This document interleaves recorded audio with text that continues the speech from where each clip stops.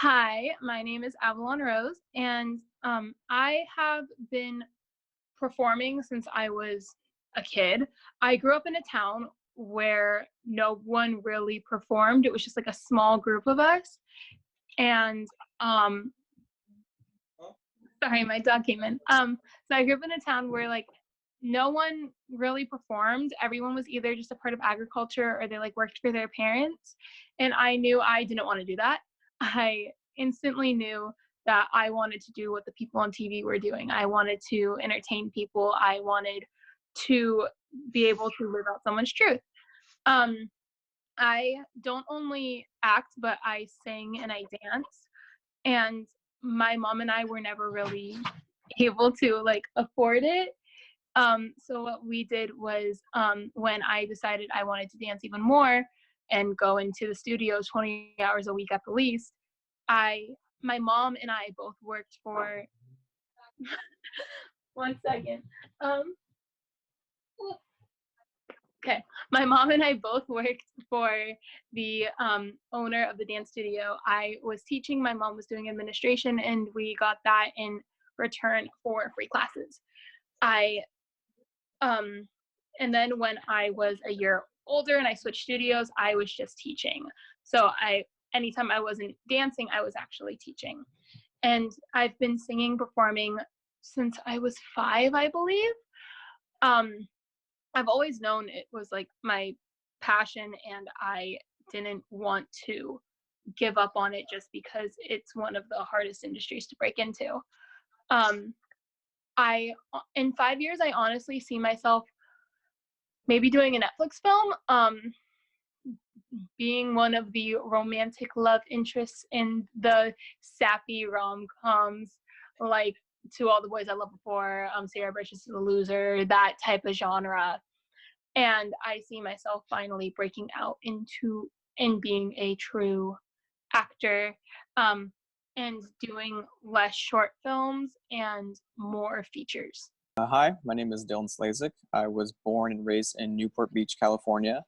When I was 7 years old, I moved to Riverside and then lived out there for about 2 years and came down here to Orange County, California.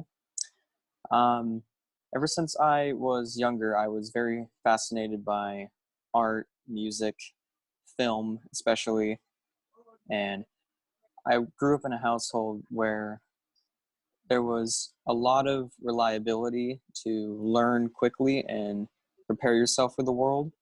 So growing up, my dad taught me a lot about that. So it was really cool to be able to get a positive work ethic and be able to make my own things as I got older.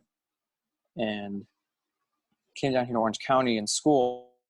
Well, I was pretty shy, but I was quick to find friends and still know a lot of them to this day, which I'm very thankful for.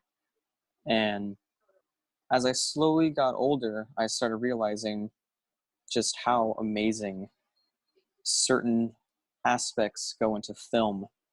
And I was always one for learning about the technical sides. I wanted to learn how to do lighting and editing and audio.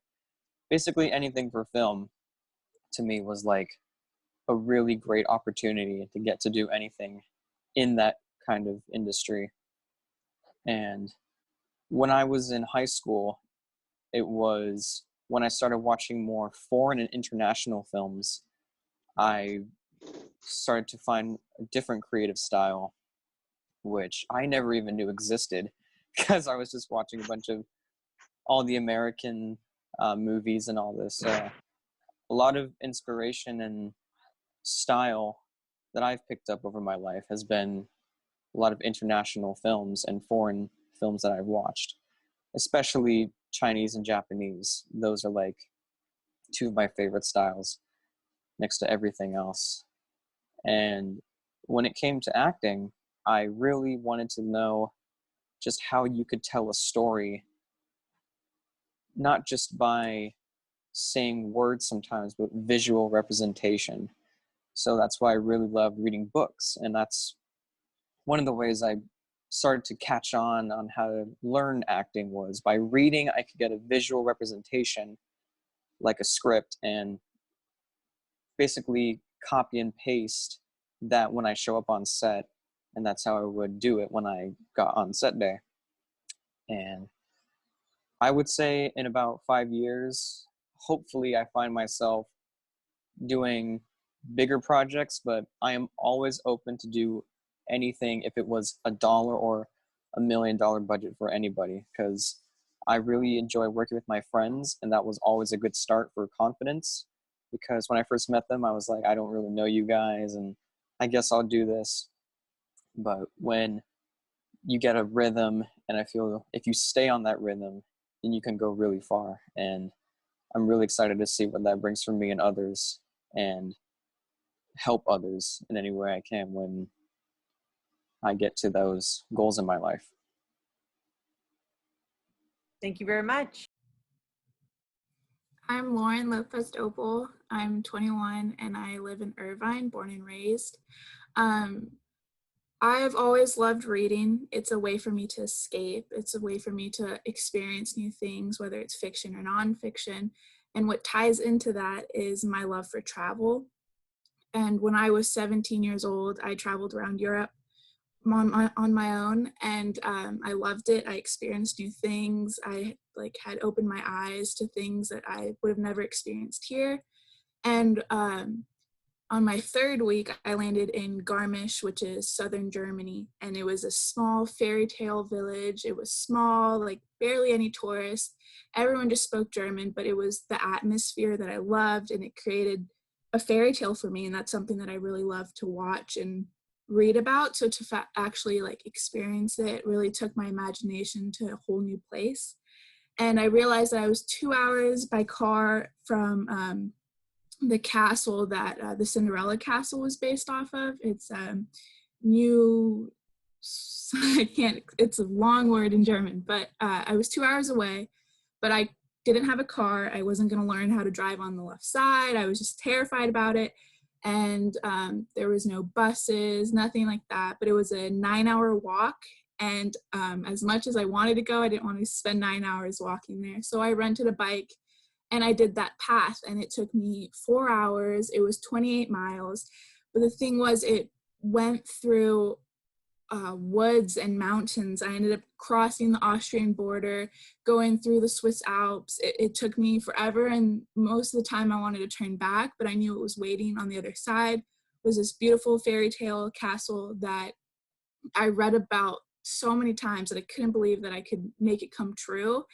And I made it, and it was beautiful, and it was worth it. It was worth everything. And that's when I read a book or when I watch a movie, that's something that I want other people to experience, is like something coming to life, something that they have in their mind, that they love, that they want to see, and I want to produce that. That's why I want to become a producer. I want to find those stories that people write about and be able to help them bring that alive. And so in 5 years, I want to see myself finding those people that aren't probably mainstream, but have a beautiful story to tell, and help them produce what they want, what they would love the world to see. And where do you see yourself in 5 years? In a company that allows me to take creative advantage of their resources and trust my resources. So in a company that values my ideas. Thank you very much. That's great. Yeah, I really want to be a writer, and from a young age, I've never struggled with what I've wanted to do. When I was really young, I would spend hours up in the loft in my house just writing stories about literally anything I was into at the time, like any cartoons I'd watch or movies I really liked. Like I would write my own takes on those. So my whole life, I knew I wanted to be a writer. That's never been a struggle for me. And my best friend also wants to be a writer and get into movies and all that. So I've had him to kind of motivate me to stay on this path. And we do a lot of this stuff together. Like his dad is an editor for movies. So sometimes we go to Hollywood and work and just see how he does it, like how he works in his offices and meet people. And one time when we went to Hollywood, we met just Gordon-Levitt in one of those offices. And that was just one of the best days of my life, probably. And even then, just ever since that moment, how cool that day was, I know this is the path that I want to keep on. So going to school and taking all these writing classes, it's just further cementing that this is what I need to do and really want to do, because nothing else really sounds fun to me.